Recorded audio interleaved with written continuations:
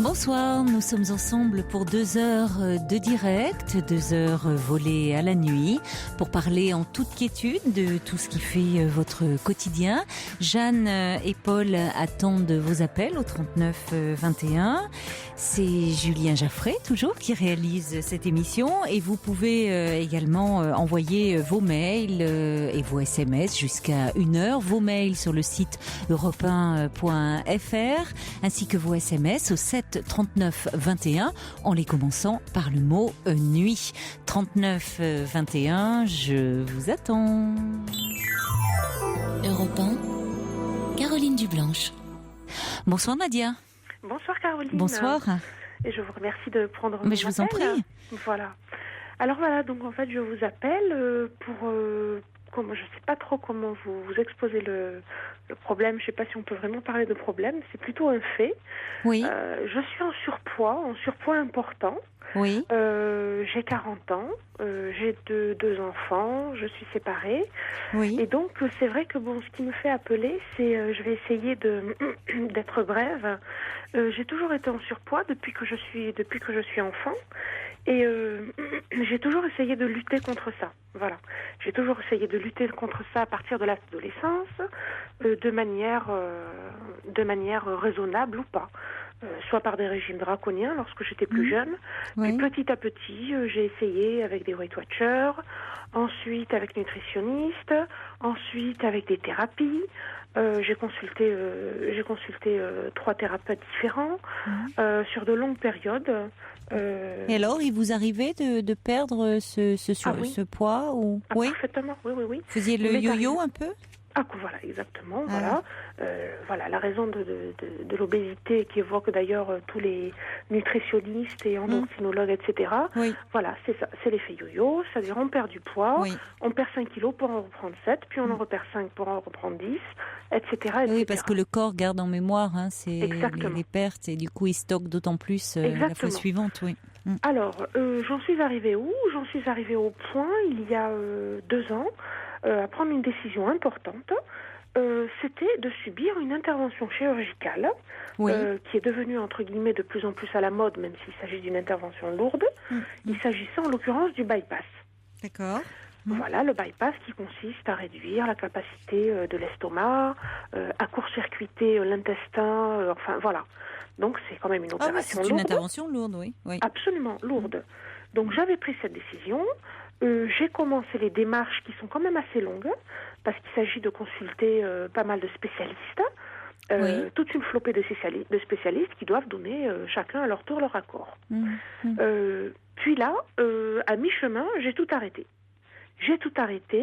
En ayant l'impression d'être cette impression qui est toujours là, présente. Oui. Bon, mais là, je vous raconte les choses un petit peu de manière chronologique. Oui. Donc, je me suis trouvée face à une impression d'échec. À me dire, mais enfin, Nadia, c'est trop, quoi. C'est en arriver là. Oui, le dernier recours, vous voulez dire. Exactement, le dernier recours. Comme si tout le reste ne fonctionnant pas, vous dites, allez, c'est la chirurgie. Oui. Tout à fait. Ce qui devrait d'ailleurs être le cas. Ça devrait être vraiment... Et comme vous dites, heureusement, il y a beaucoup de spécialistes qui sont consultés, qui donnent leur accord. Enfin, ça se fait pas comme ça. Ça se décide pas du jour au lendemain. Donc, j'ai fait marche arrière en me disant, attends, Nadia, on va essayer de repartir dans la raison, parce que finalement, moi, la raison de mon surpoids, c'est que je mange de manière importante. Alors, je ne suis pas boulimique, vraiment, psychologiquement, je sais pas comment dire ça, je sais même pas si je suis à même de le dire, mais c'est vrai que je me trouve équilibrée, j'ai des amis... Vous m'avez l'air posé, bien structuré. Ouais, franchement, et c'est pas pour me jeter des fleurs, j'essaie vraiment de faire un état des lieux, même si je suis pas totalement objective, on peut pas l'être envers soi-même, mais j'ai mes enfants, voilà. Donc j'ai mes enfants, ça se passe bien, je suis séparée, Mais si vous voulez, franchement, je mène ma barque très bien. Ma particularité, c'est que j'ai un handicap visuel. Je suis déficiente visuelle. Je ne suis pas non-voyante, mais c'est vrai que j'ai une acuité visuelle assez basse. Mais ça m'a pas empêché d'évoluer dans ma vie, de mener ma petite barque. Vraiment, Bon, c'est vrai que c'était source de complexes très importants lorsque j'étais petite. Et puis, bon, plus on grandit, plus on accepte les choses. Et plus, au contraire, de ces faiblesses, on en fait une force. C'est congénital, vous êtes né avec ce handicap, d'accord? Absolument, voilà. Et d'ailleurs, une de mes filles est également atteinte de ce problème de vue, de cet handicap. Donc, oui, il faut appeler un chat un chat. Donc, voilà. Et donc, pour en revenir à ce que je disais, donc, il y a 2 ans, j'ai dit non, attends, Nadia, c'est trop, on va essayer d'être dans la raison. À nouveau, comme je l'ai déjà fait 1000 fois auparavant, mais vraiment dans la raison, on va essayer de manger de manière normale. Et quand je me mets à manger de manière normale, comme certainement vous mangez ou une personne lambda va manger, naturellement, le poids, petit à petit, à raison de 1 ou 2 kilos par mois, ça descend tout doucement. Voilà. Oui. Sauf qu'à un moment donné, non. Hop, les petites pulsions alimentaires reviennent. Et je vais vous dire une chose, j'ai même du mal, quand je parle de pulsion, c'est finalement quelque chose que je ne peux pas contenir. Mais très sincèrement, pour moi, l'alimentation, c'est une réelle source de plaisir. Eh oui. Voilà. Ouais. Alors, j'ai essayé de voir ça avec les thérapeutes que j'avais consultés. Voilà, ça répond à une angoisse, ça répond à ceci, cela. Écoutez, j'ai tourné le problème dans tous les sens. Moi, je suis désolée. Mais quand je mange, cet après-midi, j'étais avec une amie, on a mangé entre midi et 2 ensemble. J'étais au resto, mais c'était que du bonheur, quoi. Oui, c'est un moment chaleureux et où vous faites plaisir. Et si vous voulez, j'insiste là-dessus pour bien insister. Oui, c'est pas la nourriture honteuse qui est ingurgitée comme ça. C'est pas la pulsion boulimique, justement. C'est pas ça où vous ingurgitez une quantité astronomique de nourriture et après vous vous sentez très mal. Pas du tout. Vous, c'est vraiment, vous êtes heureuse de ce moment passé avec votre amie au restaurant. Vous avez bien mangé. Tout à fait. Mais il vous faut, c'est-à-dire que vous aimez, vous êtes gourmande et gourmet aussi. C'est ça. Vous aimez vous aimez ce qui est bon, mais vous aimez aussi manger quand même en quantité assez assez la quantité et franchement, et la qualité. Oui, c'est ça. Oui, c'est pas vous engouffrer de la nourriture comme ça. Absolument pas. J'adore cuisiner, j'adore aller au marché, ramener des fromages artisanaux, Vraiment, je suis portée sur la qualité. Je ne pourrais pas manger un truc industriel parce que ça me plaît. Voilà, c'est vraiment la notion de plaisir et de préparation également. Ben oui, c'est peut-être pour ça que vous avez arrêté là C'est parce que finalement, pourquoi vous voulez faire cette intervention? Voilà. Alors donc, juste pour terminer rapidement cette narration, mais bon, cette historique, on va dire. Donc donc j'ai essayé. En effet, j'ai perdu un petit peu de poids parce que je suis rentrée dans une norme un peu plus, je veux dire, au point de vue quantitatif de l'alimentation. C'était des quantités un peu plus raisonnables. Vous auriez combien pour vous sentir peut-être, comme vous dites, plus dans une norme, il vous faudrait perdre combien de kilos à peu près? C'est très simple, j'ai aucun tabou là-dessus. Je fais 108 kilos. Là, j'étais à 115 le 21 janvier, parce que le 21 janvier, c'est une date symbolique. Bon, bref, je suis à 108 kilos. Et voilà, mais sauf que là, hop, la machine est en train de repartir à nouveau dans l'autre sens. Là, à 108, vous vous sentez mieux, là? Vous êtes c'est forcément, mais déjà. Je me sens, j'ai besoin de plus. J'ai besoin de manger davantage. J'ai besoin de moins faire attention au sucre. Ça recommence. Je repars dans l'autre sens à nouveau. Et donc, pourquoi je vous parle du 21 janvier? Parce que, rebelote, en juillet de l'année dernière, je me suis dit, allez, Nadia, laisse tomber, tu t'en sortiras jamais. Alors, j'ai été sur Internet, je n'ai vu que des témoignages positifs sur le bypass.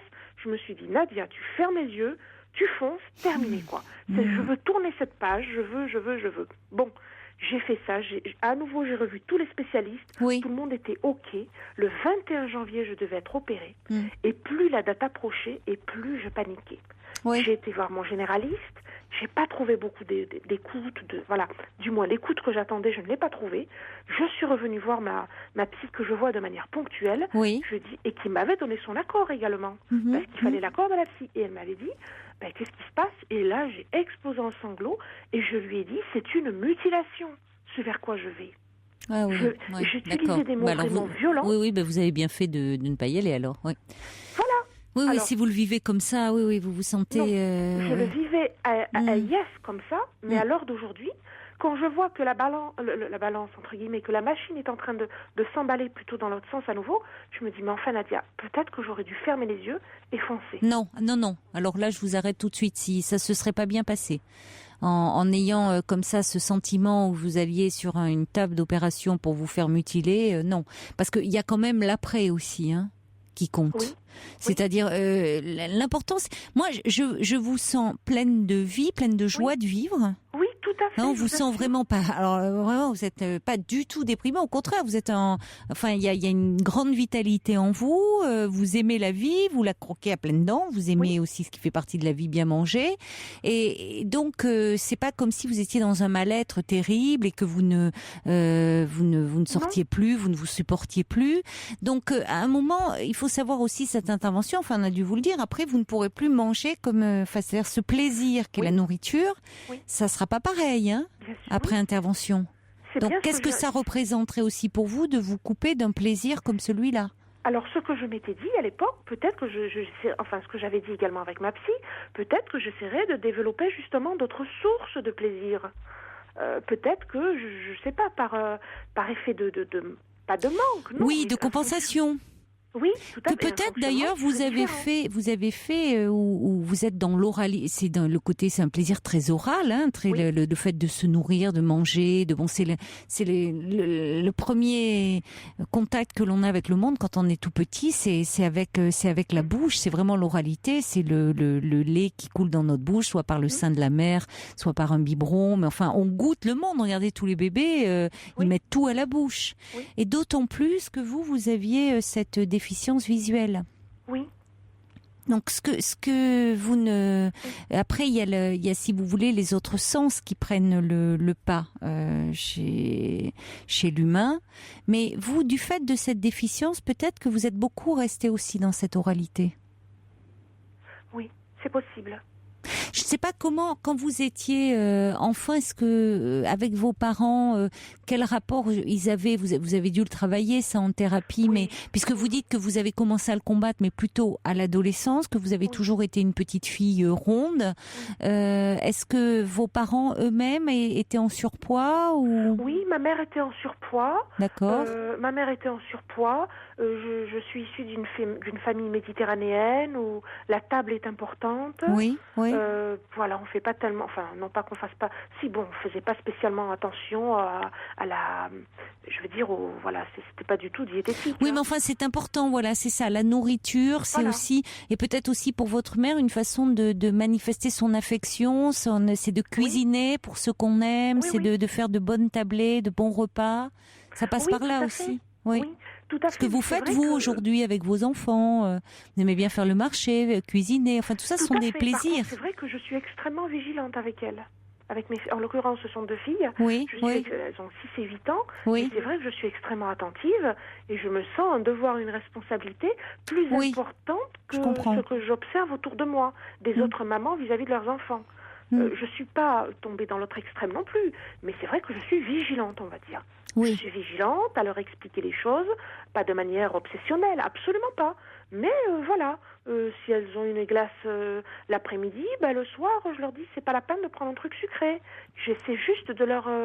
Enfin, en même temps, ce sont mes 2 petites perles, donc je suis obligée d'y faire attention.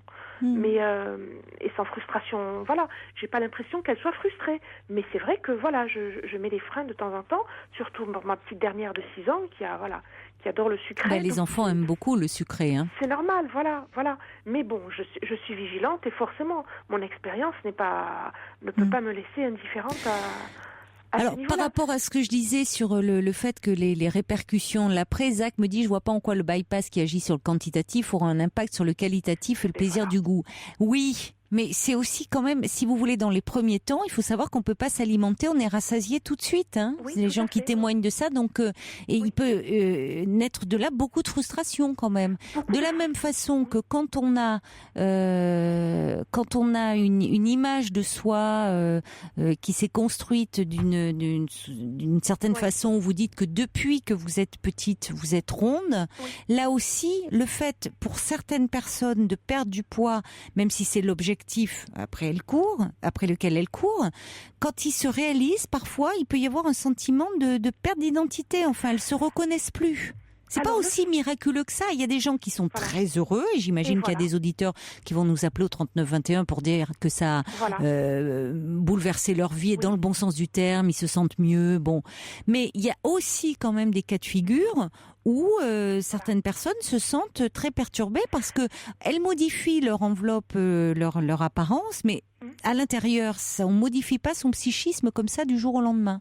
Alors, ce que vous dites est très intéressant, parce qu'également, ce qui m'a fait renoncer à l'opération à une semaine de la date d'intervention, c'est que le truc qu'il faut faire ou pas faire, peu importe, le fait est là, c'est que j'ai été sur Internet, et jusque-là, j'allais vers les témoignages du bypass. Et je ne tombais, si vous voulez, que sur une communauté de gens qui avaient subi cette intervention, et qui étaient dans un état d'euphorie. Et oui, bien sûr. Vous comprenez ? Oui, très bien. Oui. Et là, j'ai eu des personnes qui m'en parlaient comme ça, qui étaient ravies. Et ce que j'ai fait, et ma psy l'a extrêmement bien remarqué et noté, et vraiment, ça m'a interpellée, c'est que là, j'ai été sur Google, sur Internet, et là, j'ai marqué bypass, inconvénient. Oui. Et là, tout d'un coup, c'est révélé à moi toute une flopée de personnes, et écoutez bien, qui qualifiait ce bypass comme étant un échec et un tabou qu'on ne pouvait pas dévoiler. Vous voyez ce que je veux dire ? Comme si finalement dire que le bypass était un échec, d'accord, pour certaines personnes, mais c'était un sujet tabou. Parce que c'est dire qu'on est passé sur une table d'opération, qu'on a fait ceci, qu'on a fait cela, et que c'est vraiment quelque chose de lourd, et c'est une opération qui a un caractère irréversible. C'est ça. Et ça aussi, j'avoue que ça m'a pas mal freiné, ce côté irréversible. Et donc, je suis tombée sur des forums où les personnes, c'était des femmes essentiellement, disaient le fait que ce soit tabou d'avouer que ça puisse être un échec. Et oui, elles le vivent d'autant plus mal certainement que c'est présenté. Enfin, encore une fois, vous le dites bien, hein, ça se fait pas comme ça. On décide entre son médecin et soi, et hop, le lendemain on prend rendez-vous pour l'intervention. Il y a plusieurs spécialistes qui se réunissent, qui donnent leur accord. Enfin bon, mais dans les faits, justement, c'est quand même la solution ultime souvent. Donc même si celle-là échoue, il y a un très grand sentiment d'échec et vous voyez, puis se dire qu'on est nul même avec ça, on n'arrive pas à se sentir bien. Ce qui était présenté comme enfin on allait se sortir de ce problème-là, et non, malgré tout, le problème persiste. Donc c'est doit être très douloureux pour ces personnes pour qui ça n'apporte pas un mieux-être.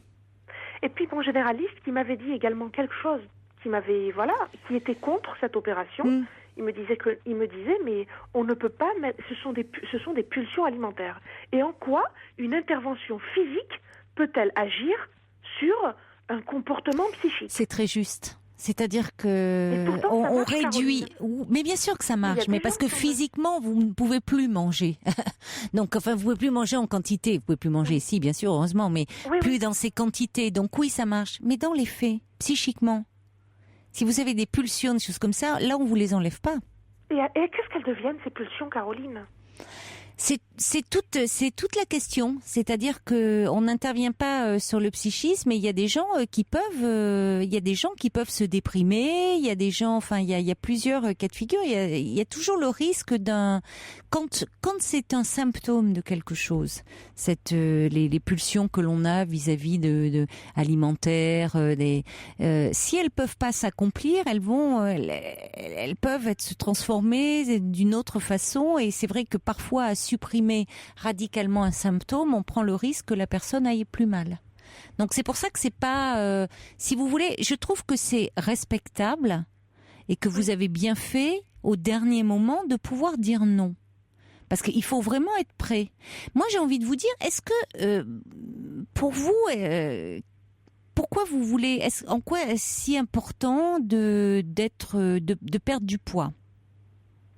Ben écoutez, on nous bassine tellement avec la notion de santé et d'espérance de vie, mais comment ne pas l'entendre?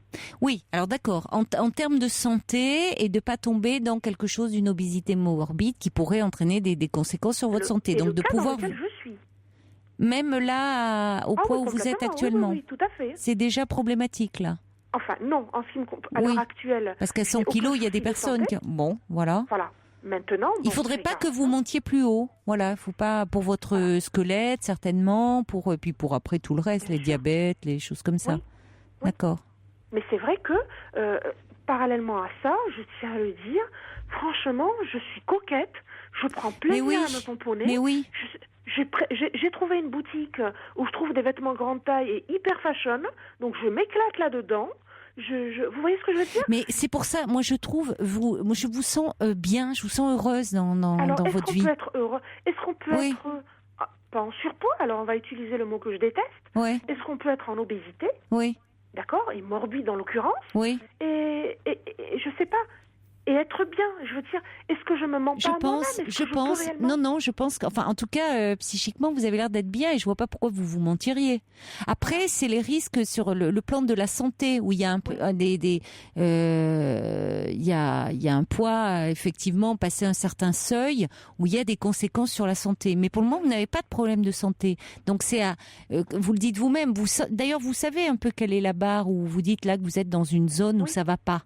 Oui. Hein, où ça va pas, où c'est un peu bon, il faut vous contrôler, mais comme quelqu'un, j'ai envie de dire, qui est plus dans des normes, dans des standards, on va dire, et qui se dit oh là j'ai trop pris cet hiver, où il faut que je fasse attention. Et je parle pas des 3 kilos pour entrer dans son maillot, hein. Je parle de dire qu'à un moment on se sent un peu moins leste, on a un peu plus de mal à se bouger. C'est pas, on a envie de retrouver son poids de forme, on va dire. Bon, il y en a, leur poids de forme, il est à 60 kilos, il y en a. Il peut être à 80, à 100 kilos. Hein.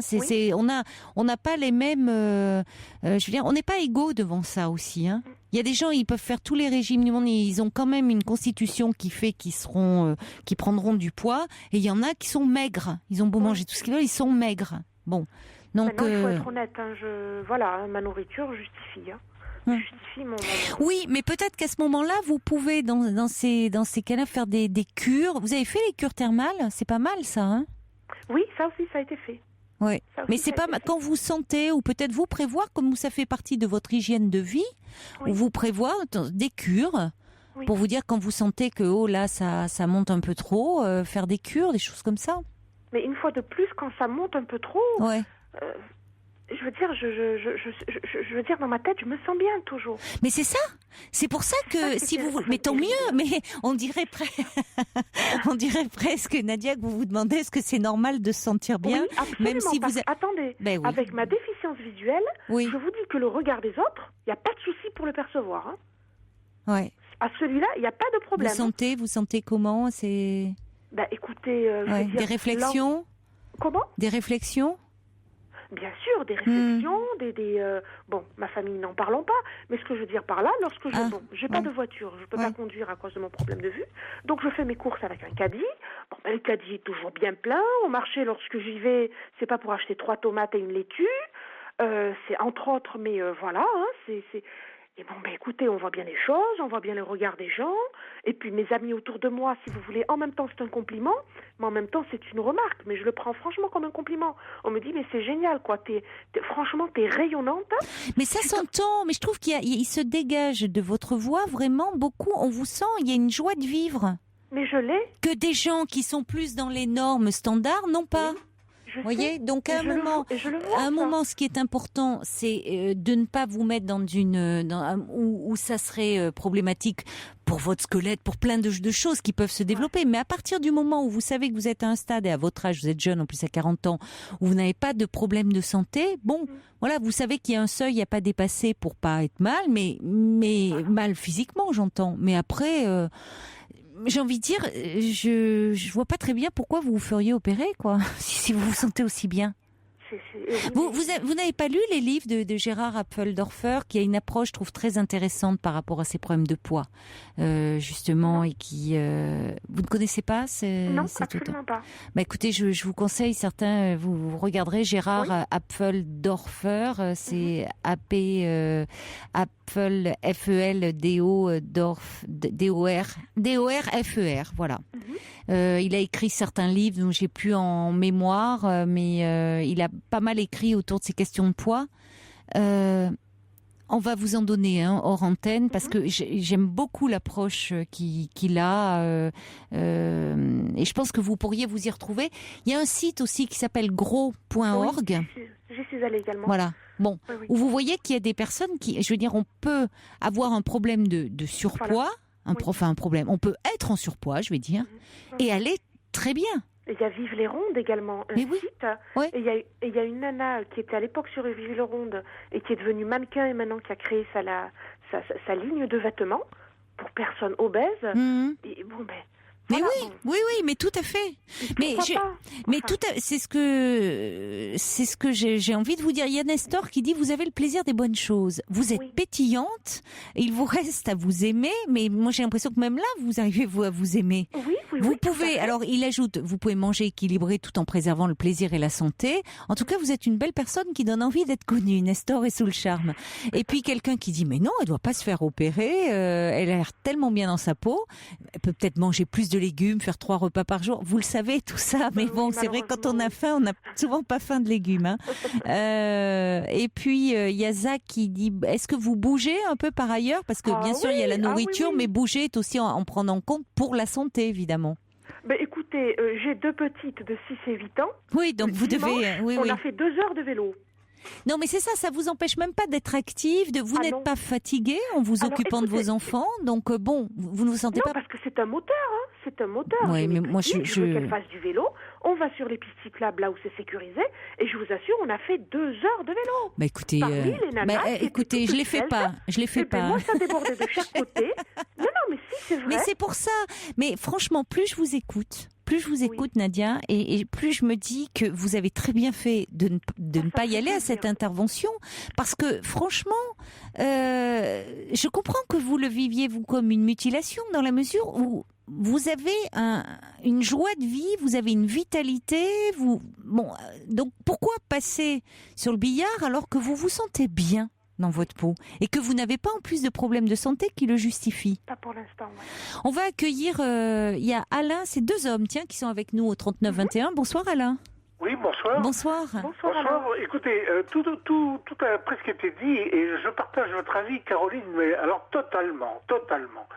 Votre auditrice, je me souviens plus de son prénom. Nadia me paraît excellemment bien dans sa peau. Il faut surtout pas qu'elle change et c'est parfait.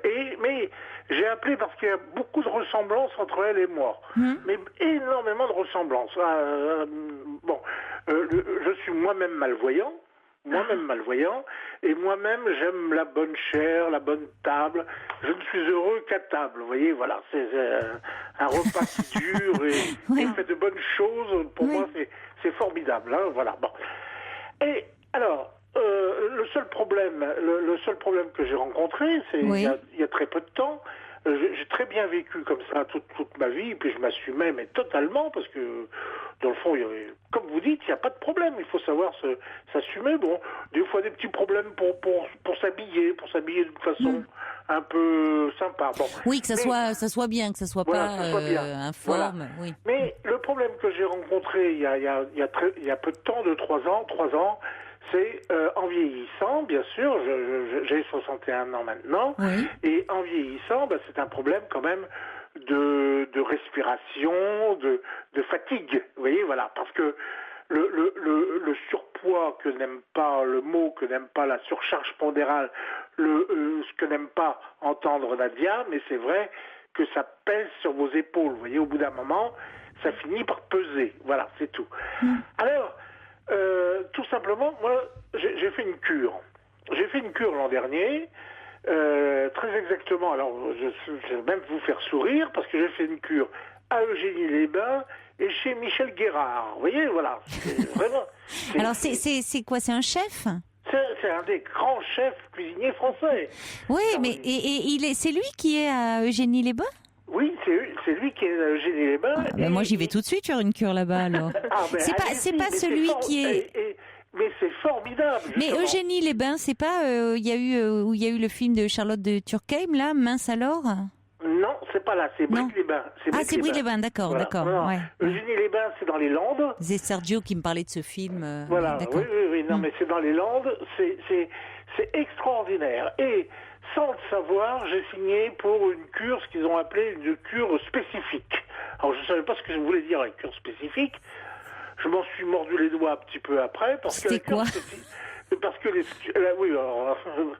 doigts. La cure spécifique, c'était déjà 3 heures d'activité physique le matin. Wow. Ouais. Voilà. Mais ça m'a fait énormément de bien avec un coach personnalisé pour un tout petit groupe, très personnalisé. Après l'après-midi, nous avions des cours de cuisine pour faire de la cuisine allégée, mais alors de la très bonne cuisine, parce que je rejoins Nadia. Moi, il n'est pas question que je mange des feuilles de salade. Il faut pas que ça soit insipide, quoi. Voilà, exactement. Hein. Et puis, bon, voilà. Il y a Jean-Luc Petit-Renaud qui adorerait vous entendre, les amis. Vous direz, mais surtout pas de bypass. Et après, en fin de journée, la cure proprement dite. Voilà. D'accord.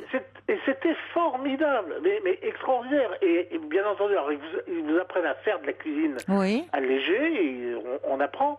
Alors, à la fin quand même, ils m'ont donné 3 conseils. Oui. Le premier conseil, c'est parce que j'entendais Nadia qui aimait bien le fromage, notamment, comme moi. Ouais, c'est bon, oui. Ah, oui, mais ça, c'est vrai, c'est terrible le fromage pour le coup. Voilà. Donc, fromage 1 fois par semaine, pas plus. Voilà. Aïe, oui. Une charcuterie 1 fois par semaine, pas plus. Bon, c'est déjà pas mal, hein, parce que c'est pas le supprimer complètement, c'est 1 fois par semaine, on peut se faire plaisir avec ces trucs-là. Se faire 2 repas de fromage et de charcuterie. Il repose le programme sur il faut surtout manger de tout.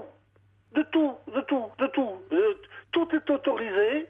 Par contre, il faut se faire plaisir, il ne faut pas se frustrer. Par contre, c'est vrai, il ne faut pas se resservir. Ça, c'est sûr. Oui, voilà. Alors, c'est dur. Ça, c'est dur, parce que moi, tant qu'il y en a, quand c'est bon, oui. Voilà, oui. Oui, vous n'avez pas la sensation de satiété. Mais non, c'est ça mon problème. C'est ça. Et puis, je suis... Il faut attendre un peu. Qu'est-ce que vous dites, Nadia ? Plutôt, on ne veut pas l'avoir, la sensation de satiété. Exactement. Exactement. Mais non, c'est tellement bon que c'est tout. Bon. Et puis, quelque chose à proscrire, mais littéralement, là, vraiment, c'est les frites. Les frites. Ah oui, vraiment. Les frites. Ouais, les frites, c'est que de la matière grasse, Les frites. Et puis, en ce qui me concerne, comme j'aime les bons vins, les champagnes, les alcools, etc., plus d'alcool fort, plutôt privilégier le vin. D'ailleurs, Guérard a été très fair-play. À la fin de ma cure, il m'a même offert une bouteille de vin. Vous voyez ? Waouh, dites, je sens qu'il y en a qui vont partir à Eugénie-les-Bains, s'inscrire là. Faire une cure comme ça, c'est chouette. Donc je vous rejoins totalement. Il faut surtout pas qu'elle change, surtout pas d'opération, surtout pas tout ça.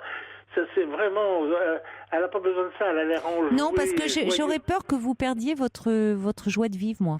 C'est ce qu'on me disait dans mon entourage, c'est ce que craignait mon entourage aussi. Bien sûr. En revanche, vous pourriez dire quand même, et à votre famille, notamment les réflexions, dire que vous vous sentez bien, donc qu'on vous laisse un peu comme ça, qu'on vous lâche. C'est pas si simple, vous avez fait beaucoup de choses, vous avez essayé beaucoup de choses, et maintenant vous essayez de vous stabiliser finalement. De ne pas... et en plus, c'est très bon signe, parce que quand vous mangez, vous faites un peu plus attention, vous mangez un peu moins, eh bien, de vous-même, vous perdez tranquillement.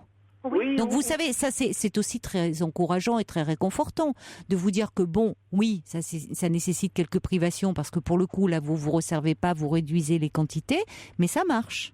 Mais ça marche, pour marcher, ça marche. Et surtout, une fois de plus, c'est vrai que je ne suis pas du tout sédentaire. Le fait de ne pas avoir de voiture, je ne suis pas du tout sédentaire. Je suis tout le temps en activité. Non, 2 heures de vélo, attendez, je les fais pas. Hein. Ah tiens, regardez Alain, j'ai un SMS qui arrive là au 7 39 21 de Thierry qui dit la cure, là, Eugénie, avec le chef, ça coûte combien? Bah oui, j'étais sûre que ça allait intéresser. Non, ça coûte pas. Quand vous allez dire que c'est pris en charge par la Sécu, là...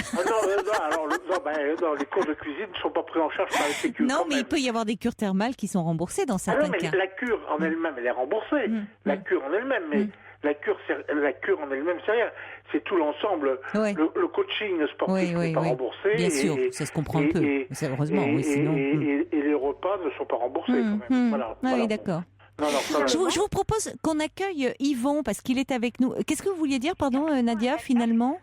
Non, voilà, si vous voulez, tout ça c'est très intéressant, mais finalement, moi, la question que j'ai envie de poser, c'est assez abrupte. Ouais. Peut-on être obèse et tranquille dans une société qui prône la minceur à tout va, qui prône la norme, le risque au point de vue sanitaire, etc. Mais est-ce que finalement, je peux continuer d'être ronde, bon, comme vous dites, sans dépasser, même si, quelque part, pour certains médecins, je l'ai largement dépassé, ce fameux seuil critique.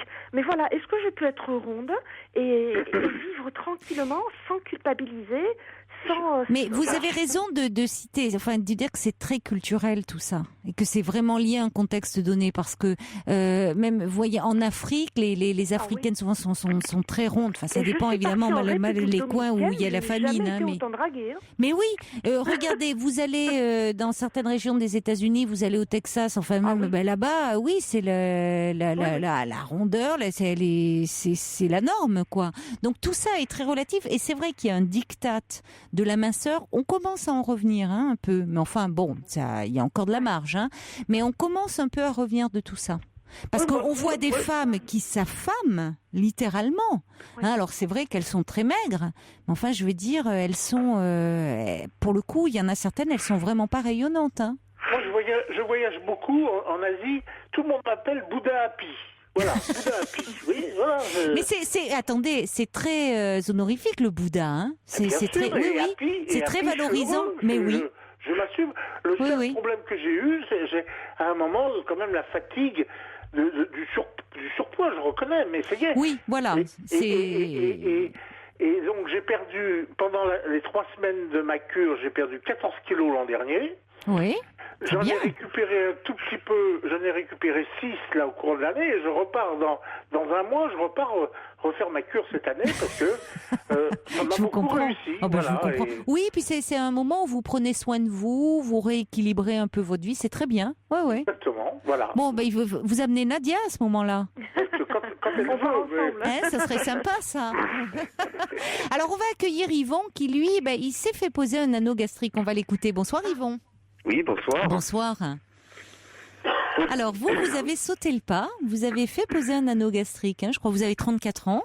Oui, c'est ça, oui. Je me suis fait poser un anneau gastrique, c'était fin 2007. Donc ça fait déjà un petit moment de ça. Et puis, bon, comment dire, j'ai d'abord choisi cette opération-là parce que c'était aussi bénin. Et donc il n'y avait pas d'intervention, ni d'agrafage, ni d'ablation de quoi que ce soit. Et donc, j'escomptais aussi un résultat positif d'ici 1 an ou 2, quoi. Et puis bon, c'est vrai que je voyais que je plafonnais, je perdais 10 ou 20 kilos au grand maximum, et puis après je reprenais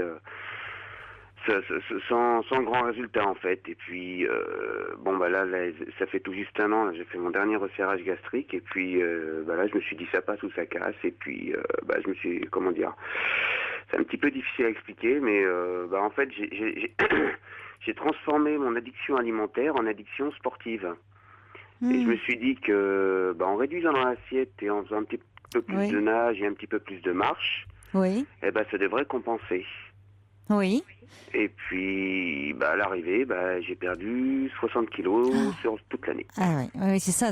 Les chiffres sont vertigineux dans ces cas-là. Mais vous avez fait. C'est intéressant en même temps ce que vous dites. Vous avez inversé votre addiction alimentaire en addiction sportive.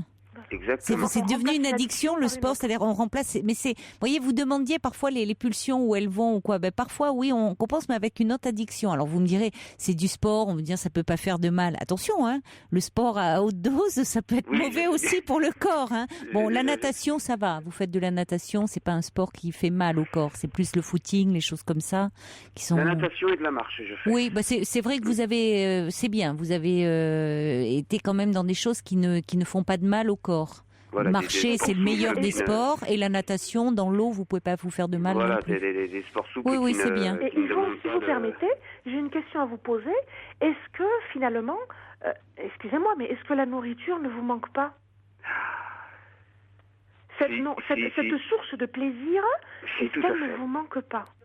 Si, tout à fait. Et ce que je fais pour la compenser, c'est que quand je le peux, parce que j'ai une activité aussi, je travaille à des horaires assez décalés, donc ce que je fais pour la compenser, c'est quand j'ai du temps libre, je fais du sport ou je vais voir mes amis. Mais ce que je fais absolument, c'est pas penser à manger. C'est la barrière que je me fixe dans ma tête, c'est pas penser à manger. Parce que si je pense à la nourriture, et là je pense que c'est pour tout le monde pareil, on craque tous et puis voilà quoi, on va dans une supérette et puis voilà quoi. Après on se dit c'est fini, hein, c'est certain. Moi c'est ce que je me dis. Hein. Bon après je suis pas tout bib, hein. Voilà quoi.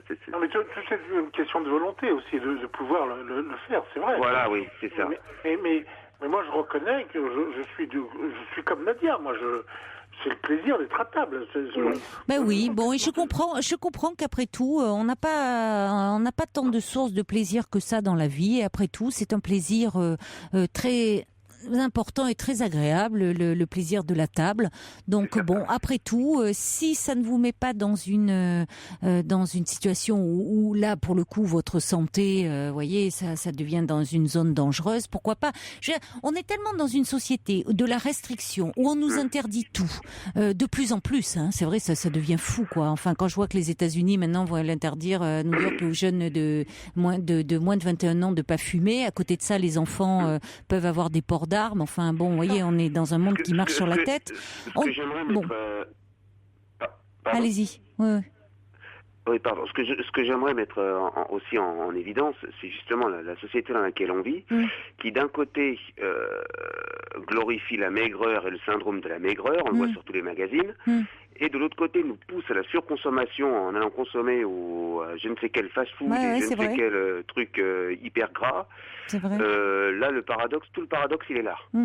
Mais c'est justement, c'est très juste ce que vous dites, Yvon, parce que c'est dans les sociétés où on a ce culte de la consommation où souvent on érige la minceur en modèle. Exactement. Vous n'avez pas ça dans les pays en voie de développement, hein. C'est pas, mais eux, effectivement, se nourrir reste encore quelque chose de compliqué, alors que nous, c'est l'abondance. C'est comme s'il y avait une culpabilité par rapport à ça. Au contraire, il faut être une sylphide. Exactement. Alors moi, ce que j'ai fait. Alors il y a Jo qui dit, je confirme, ce que dit Yvon. Elle envoie un petit SMS. Plus on fait de sport, moins on a faim. Voilà. Bon, donc, vous en faites en même temps, vous, Nadia, vous faites du vélo, et puis avec vos deux enfants, ça vous maintient aussi parce que c'est quand même de l'énergie, de la fatigue, hein, de vous occuper comme ça de deux petits enfants. Donc, je reçois beaucoup de messages. Je vais vous les lire là pour conclure. Il y a Suzanne qui dit, moi, je trouve ce témoignage de Nadia très intéressant parce qu'il nous permet de partager et d'appréhender les problèmes liés au surpoids et le rôle dramatiquement stigmatisant de nos sociétés qui pointent toute différence. Beau témoignage, plein de vie, de spontanéité et d'intelligence. Bravo à elle. Et il y a Barbara de Béthune qui dit moi, plus je vous écoute, Nadia, plus ça me donne envie d'être grosse. Douce nuit à tous. Christine dit vous avez tout à fait raison, j'ai perdu 30 kilos et j'ai mis 2 ans à accepter mon corps. Ma fille a fait cette opération et c'est aussi très difficile pour elle.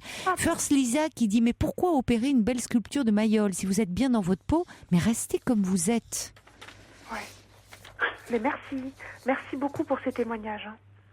Mais c'est vrai que c'était très intéressant de vous entendre, ainsi que vous, Alain, et vous aussi, Yvon, parce que c'est bon. Chacun, on voit, fait comme il peut avec le rapport à son corps, à et puis cette pression des autres. Mais il y a tellement de vie qui se dégage de votre témoignage que franchement, je pense heureusement que vous n'avez pas fait cette intervention. Ça veut pas dire peut-être qu'un jour vous dites bon, vous le laissez dans un coin de votre tête et pourquoi pas. Mais là, vous êtes bien. Vous êtes heureuse, vous allez bien, vous êtes épanouie, donc si pourquoi aller moi, je suis bien, mais la société essaie de vous dire que non, vous n'êtes pas bien. Mais bon. Exactement. Mais justement, c'est pour ça que je trouve que les livres de Gérard Apfeldorfer sont très bien pour ça. Il y en a un qui s'appelle Manger en paix. Vous voyez, rien que le titre Manger en paix, il est en poche aussi, mais sinon c'est chez Odile Jacob. Il y a Angie aussi qui dit Maigrir c'est fou, du même Gérard Apfeldorfer. Et puis il y a aussi Maigrir c'est dans la tête, aux éditions Brochet. Donc il y a Maigrir c'est dans la tête, Manger en paix, Maigrir c'est fou. Et puis il y a ce site gros.org où il intervient. Enfin voilà, donc franchement... lisez aussi. Il y a heureusement des gens qui ont d'autres visions. Et puis peut-être par rapport à votre entourage, dites à votre famille qu'elle vous laisse un peu tranquille par rapport à ça. Enfin, vous voyez, osez là dire aussi que qu'ils vous lâche un peu par rapport à ça. Je prends la distance. C'est ce que je fais dans ces cas-là. Voilà. Alors, il y a Poupy qui dit, moi aussi je m'appelle Yvon et son témoignage m'interpelle. Est-ce qu'il a l'impression qu'il plaît mieux aux femmes aujourd'hui? Est-ce qu'il se sent plus séduisant? Déjà, j'ai gagné en assurance, je le vois tout de suite. Et de ce fait, j'ai élargi mon cercle d'amis.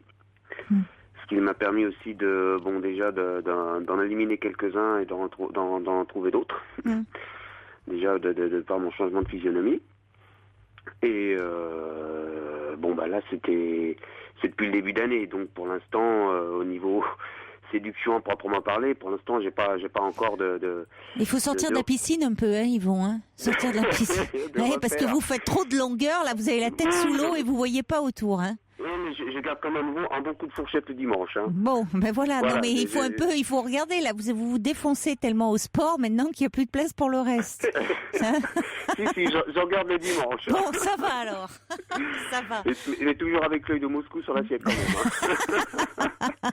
Ah, vous allez partir en cure avec Alain, là, je sens. Il y a Yannick qui dit, c'est malin, hein, Alain, vous m'avez donné faim, moi, maintenant, alors que je suis dans mon camion, là. Voilà. Écoutez, venez, chez Gérard, on vous marie. Il fait de la bonne cuisine. Allez. Et puis, il y a Katou qui dit, je suis en train de dîner avec mon plateau repas en vous écoutant et je ris de bonheur grâce à ces messieurs dames en surpoids. Et surtout, ne supprimez pas ce plaisir parce que, comme on le dit, avoir un bon appétit, c'est signe de bonne santé. Et c'est vrai. C'est vrai. Il y a quelqu'un qui me dit, j'ai 42 ans, j'ai un surpoids que je vis mal depuis 30 ans, je suis chauffeur routier, célibataire, sans enfant et je me renferme avec un grand dégoût pour la nourriture. Alors là, c'est important dans ces cas-là de se faire aider, de consulter, parce que quand il y a un état un peu de dépressif qui s'installe, il est important de se faire aider. Il y a Emmanuel qui dit, moi je maigris quand je suis amoureux. C'est vrai, souvent quand on est amoureux, on n'arrive pas à manger. Justement, l'amour, je vous entendais dire, Nadia, quand je posais la question à Yvan, est-ce qu'il a le sentiment d'être plus séduisant, de plaire davantage? Vous avez dit oui, évidemment, parce que ça, c'est un problème pour vous dans votre vie, la vie amoureuse. Ouais. Complètement, c'est une barrière. Ça l'a été pour moi. Je suis donc maman célibataire. J'ai essayé de me mettre sur des sites de rencontres, et alors là, vous êtes obligé de cocher les fameuses cases minces, sportives, normales, quelques kilos en trop. Ah oui, ça c'est insupportable. J'ai mis ronde, parce que j'ai pas de temps à perdre dans les mensonges. Oui, vous avez raison. Je suis comme je suis, c'est tout. Alors là, c'est même pas la peine. Voilà, donc ça c'est sûr. Hein. Oui, il faudrait qu'ils vous rencontrent parce que c'est ça. Sinon, évidemment, quand on met, vous résumez pas à des kilos, quoi. Enfin, bon, c'est fini. J'essaie de traduire mon je sais pas, mais ma personnalité, tout simplement. C'est vrai que c'est pas évident en quelques lignes. Oui, parce que vous avez une tellement belle énergie que évidemment vous pouvez pas la résumer en cochant des cases, quoi. C'est terrible. Ah oui, voilà. Et donc c'est vrai qu'au point de vue, par contre, sentimental, c'est un fiasco total. Hein. Mais bon. Alors du coup, ce que j'essaie de faire, comme je disais à une amie cet après-midi, je lui dis, j'apprends à m'autosuffire. Là, cet été, là, je suis en train de préparer un voyage. C'est la première fois que je pars toute seule, 3 semaines en Italie. Et je vais faire la totale parce que j'aurai pas mes petites pour la première fois. Je pars et on me dit, mais quoi? Mais tu pars seule? Ma mamie à l'Italie, là, alors là pour les gourmets, c'est merveilleux. Ah oui. Pour les gourmets, pour la drague, oui. Et pour c'est vrai. C'est vrai que je pars seule, si vous voulez. Mais c'est super. Mais à défaut d'être en couple, je vais pas me priver de la vie, toujours, c'est-à-dire bien de la sûr, découverte du monde. Ouais. Voilà, sous prétexte que je suis Mais moi, je trouve que vous avez une personnalité quand même formidable parce que en étant quand même, en ayant ce problème de déficience visuelle, cette énergie que vous avez, à quel point vous avez envie de vivre, cette envie de vivre, franchement, c'est très séduisant. Hein. Je comprends que, enfin, c'est vrai qu'on tombe facilement sous le charme là en vous écoutant. Écoutez, j'aimerais que... Bon. Il y a Daniel d'ailleurs, il dit moi j'aime bien Nadia, si vous pouviez lui donner mon téléphone si elle le veut, bien sûr. Daniel, vous êtes juste un petit peu étourdi parce que on veut bien transmettre, mais vous avez oublié de nous le donner. Donc bon. Là. Alors rappelez-nous. Le téléphone d'Alain, donc vous pouvez y aller. Comment? Vous avez le téléphone d'Alain. Donc vous voulez qu'on communique votre téléphone à Nadia? Écoutez, avec plaisir. Mais Nadia ne veut pas aller à Eugénie-les-Bains, elle veut faire le tour de l'Italie, là. Non, vous pourriez. Beau programme, les amis. Et Yvon vous rejoindra à la nage. Voilà. Hein.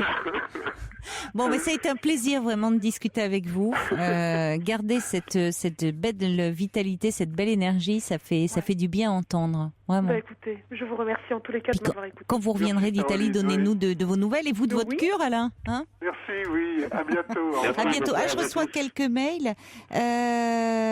Oui, il y a Florence qui dit le psychiatre Gérard Apfeldorfer et le professeur Zermati font du coaching en ligne. Ça s'appelle Line Coaching. La méthode est intelligente, on apprend à manger sans faire de régime. Oui. Et puis il y a Violaine qui dit moi je comprends Alain, c'est très joli Eugénie-les-Bains, j'ai eu le plaisir d'y aller il y a environ 10 ans et je garde un très agréable souvenir. De plus, Michel Guérard il y a un relais château. Vous embêtez pas mon ami. Vous avez bien raison. Vous avez tout compris. Je vous embrasse. Je vous embrasse. Au revoir. Au revoir. Merci. Pour parler à Caroline Dublanche, appelez le 39 21 34 centimes les minutes. Et voilà, Daniel a envoyé un petit SMS pour donner son numéro de téléphone que nous allons transmettre bien sûr à Nadia. Bonsoir Daniel. Bonsoir Caroline. Bonsoir et merci de votre patience. Voilà, oui, c'était très agréable. J'ai patienté avec un témoignage bien passionnant. Oui, c'est vrai, ils étaient tous attachants là. Ah oui, Nadia, très bien. Oui, vraiment, elle a une belle personnalité. Franchement, je tire mon chapeau. Oui, voilà, moi, c'est moins réjouissant. Mais ne vous faites pas de soucis, hein. Vous n'êtes pas là pour amuser le monde. Hein. Je suis très inquiète pour ma fille et pour mon petit-fils. Oui. Parce que... Quel âge a votre petit-fils? Mon petit-fils a presque 3 ans, là. D'accord, oui, tout petit. Et ma fille, 32. Et voilà, son compagnon est insupportable, quoi. Il a un caractère... Je dirais je pense qu'il est malade. Ah oui? Il est malade mental. Moi, je pense que c'est... Pourquoi? Qu'est-ce que ça se... Ah bon? Qu'est-ce qui se passe? Qu'est-ce que dans son comportement, dans... Disons que jusque-là, je le trouvais manipulateur avec ma fille. Ça se limitait à ça. Je disais ma fille est manipulée, elle se rend pas compte, jamais été en garde et tout, mais...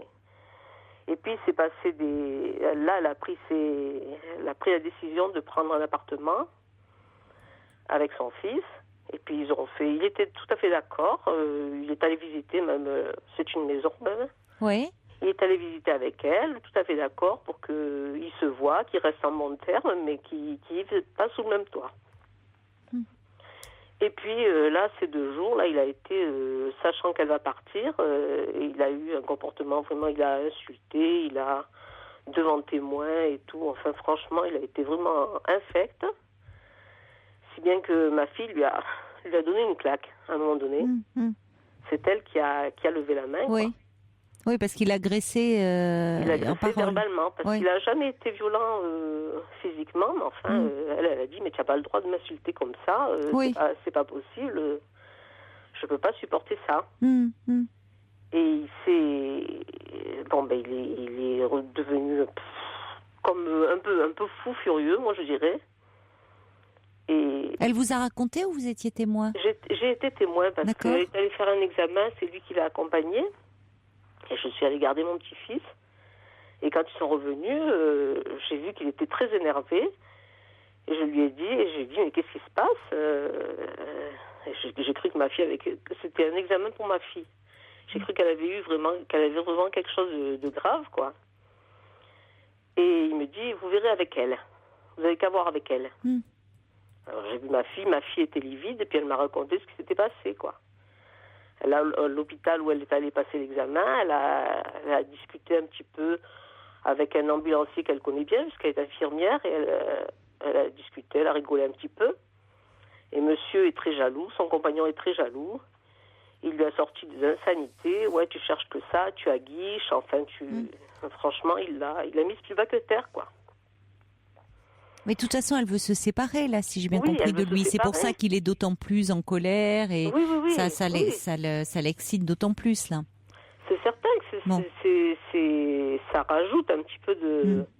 Mais moi, là où je suis pas tranquille, c'est que j'ai appris qu'il consommait quand même de la drogue. Et ma fille... il consomme du cannabis? Oui, je pense du cannabis, du hashish, enfin pas des drogues fortes, j'espère. D'accord. Non, mais ça va plutôt le rendre un peu plus stone qu'autre chose, hein. Ouais, mais là... Mais qu'est-ce que vous redoutez pour elle? Parce que là, l'important, c'est qu'il faudrait pas que la situation s'éternise. À partir du moment où elle a pris la décision de le quitter, il faudrait qu'elle puisse le faire assez rapidement. Et elle va le faire seulement à la maison qu'à la mi-juin. Et moi, je lui ai dit de venir habiter chez moi pour si elle... ça serait peut-être mieux parce que là, ça risque de s'envenimer. Alors, vous dites que c'est pas un homme qui est violent physiquement, mais il ne supporte pas. Mais disons que moi, j'ai peur qu'il soit pas maître de ses réactions. Il est pas violent, ça, vous ne mais savez pas. Il peut pas le devenir. Oh, ça, on peut pas anticiper. Jusque-là, il n'a pas été. Je vois pas pourquoi il le serait là. On va continuer à se parler après le journal de minuit. Hein. Ne raccrochez pas. À tout de suite.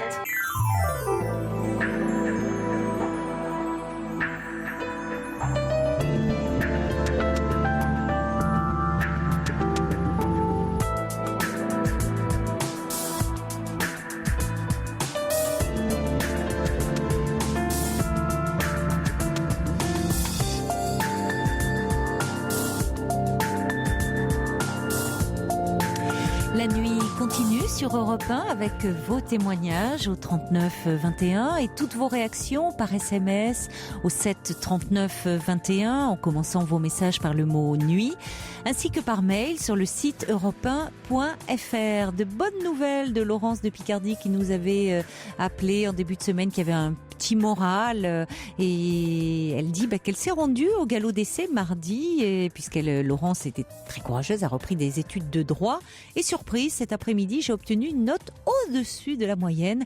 Alors j'encourage vraiment les auditeurs qui traversent des difficultés de s'accrocher à leurs rêves, nous dit Laurence. Donc c'est bien parti pour la suite. Bravo à vous en tout cas. Et on va retrouver Daniel. Donc Daniel, vous êtes préoccupé pour votre fille et votre petit-fils parce que vous craignez un peu le comportement de votre gendre. Vous le trouvez pas très équilibré en gros. Voilà, c'est ça. Bon. Bonsoir. Rebonsoir. Bonsoir, du moins. Voilà. Oui, voilà, il est impulsif, il est coléreux, il est... Je sais pas. Mais alors d'autant plus, c'est vrai qu'elle lui a annoncé là votre fille que donc elle voulait. Elle lui a annoncé puisque c'était d'un commun accord de toute façon. Il voyait bien il voit bien lui aussi qu'ils peuvent plus vivre ensemble. Et oui, mais il le voit peut-être et en même temps il y a une partie de lui qui refuse, qui n'accepte pas et du coup c'est la colère qui prend le pas.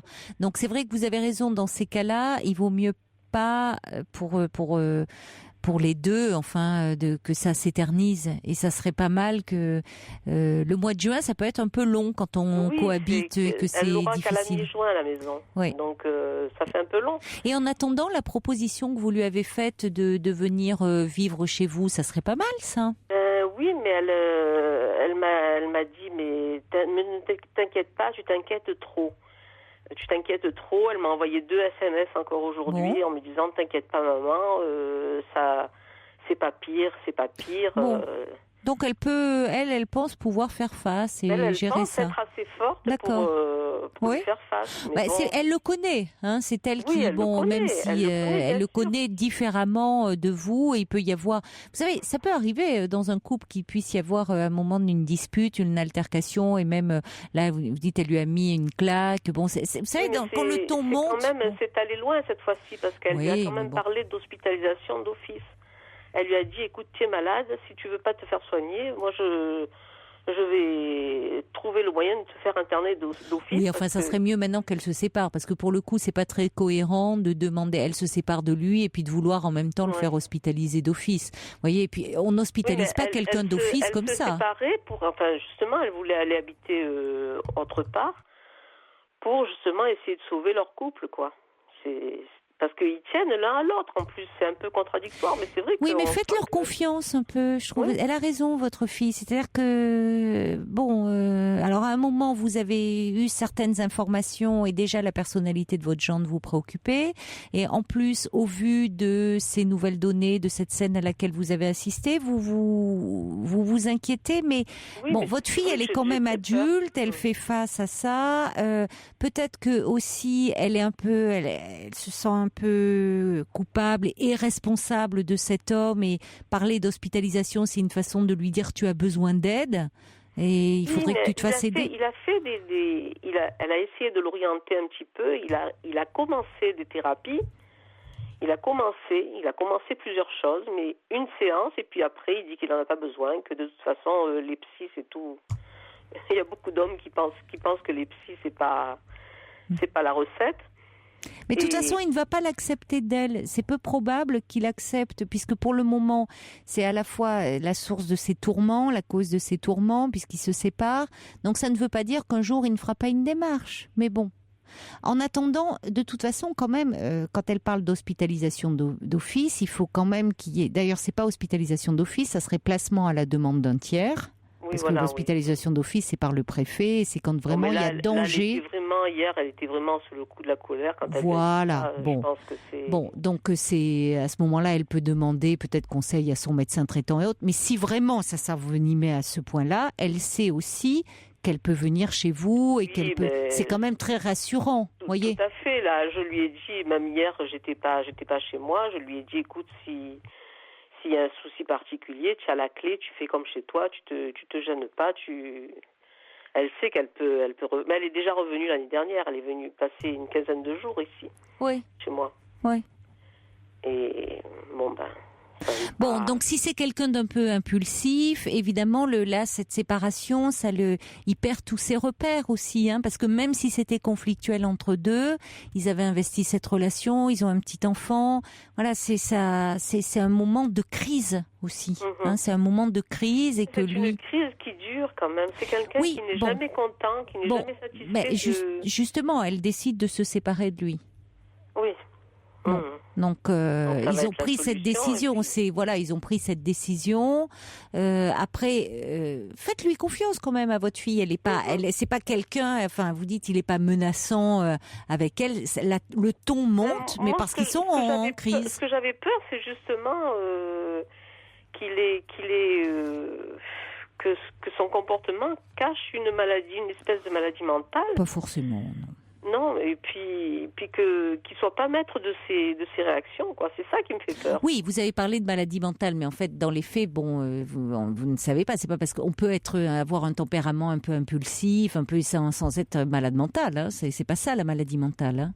Vous parliez de psychose et autres, ça n'a rien à voir. Moi, j'en connais. Oui. Attention au diagnostic que l'on pose sans savoir. Hein. On ne fait pas un diagnostic comme ça parce qu'il y a des comportements qui nous posent un peu problème. Une étiquette. Non. Enfin, il a. Bon, mais votre fille vous le dit vous-même. C'est pas vous voulez l'aider. Le but, c'est d'aider votre fille. Oui, vous voulez l'aider. Que je lui ai fait. Vous lui avez fait cette proposition et là, vous pouvez l'aider. C'est bien. Maintenant, il faut vous essayer de prendre un peu de distance, de pas vous jeter dans cette histoire qui est leur histoire.